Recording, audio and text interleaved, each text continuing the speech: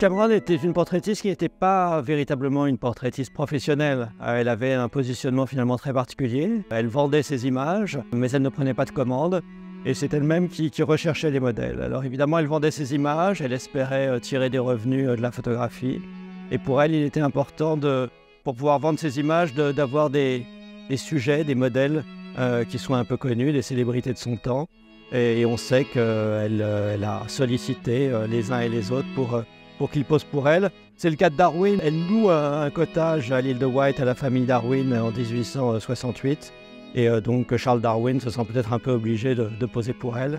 Ce qui est intéressant aussi dans ce portrait, c'est que le tirage était signé par le modèle et que Julia Margaret Cameron justement recherchait ses autographes parce que les images avec autographe se vendaient plus cher que les images non signées par leur modèle.